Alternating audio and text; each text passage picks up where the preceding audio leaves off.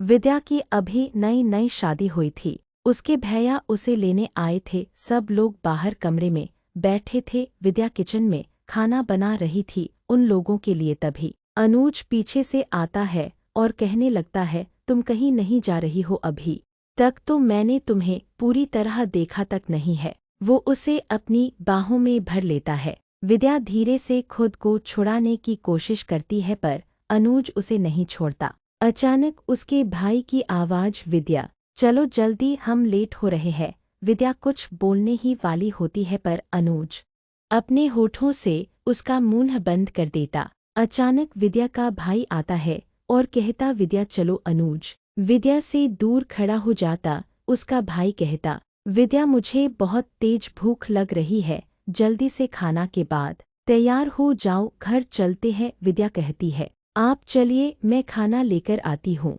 अनुज उसे रोकने की कोशिश करता है पर इस बार विद्या उसके हाथ से निकल जाती है और मुस्कुराती है। अनुज मुंह बनाता है। सब लोग खाना खाने के बाद कहते हैं, विद्या जल्दी से चलो। विद्या कहती है, हाँ भैया, मैं बस तैयार होकर आती हूँ। उसके जाने के बाद धीरे से अनुज भी सबकी नज़रों से बच के उसके पीछे चला जाता है। कमरे में विद्या अपनी साड़ी ठीक कर रही होती है। तभी अनुज आकर उसे कहता है, मैं तुम्हें नहीं जाने दूंगा, मत जाओ, अभी मेरा मन बिल्कुल भी नहीं भरा है। विद्या कहती है, अनुज बाहर भैया इंतजार कर रहे हैं, मुझे जाने दीजिए। अनुज विद्या को छोड़ देता है पर जैसे ही विद्या जाने वाली होती है, अरुण कुंडी लगा देता है और विद्या को गोद में उठा लेता है और बिस्तर पर बैठा देता है और कहता है, मैं जल्दी कर लूंगा, किसी को पता नहीं चलेगा। विद्या कुछ कहने की कोशिश करती है पर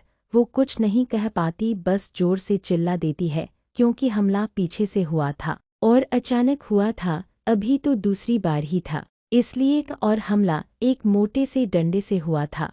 विद्या की आवाज़ सुनकर उसका भाई दरवाजे के बाहर से पूछता है कि क्या हुआ, क्या तुम तैयार हो गई तो जल्दी चलो। विद्या बोलती है, हाँ भैया, आ रही हूँ। उसकी आवाज़ कब कब के आ रही थी, उसकी सांसें भी तेज थी। उसका भाई कहता है, ठीक है, मैं बाहर इंतज़ार कर रहा हूँ। थोड़ी देर बाद विद्या अनुज से कहती है, मुझे जाने दीजिए अब तो।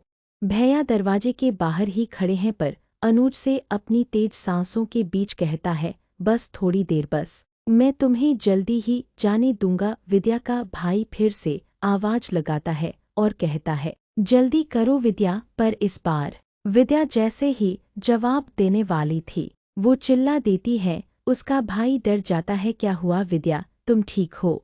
विद्या कहती है, हाँ भैया। इस बार अनुज विद्या को जाने देता। वो थोड़ी देर रुककर दरवाजा खोलती है और कहती, भैया मैं तैयार हूँ, चलो। उसका भाई पूछता है, क्या हुआ, तुम दर्द में क्यों चिल्ला रही थी? विद्या कुछ नहीं कहती, बस चल देती है। तभी उसके भाई की नज़र अंदर अनुज पर पड़ती है जो चुपचाप खड़ा था पर उसके बाल बिखरे हुए थे। वो समझ जाता है आखिर दोनों की अभी नई नई शादी हुई है।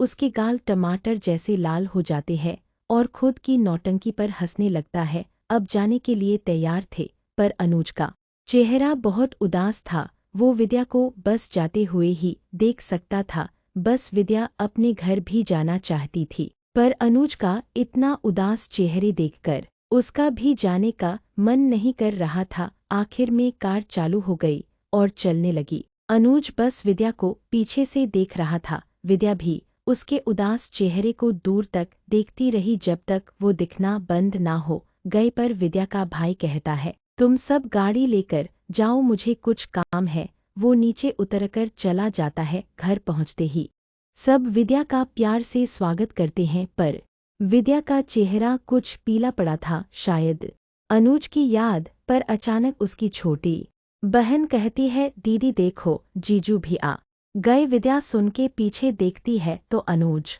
पीछे खड़ा, साथ में विद्या का भाई भी था।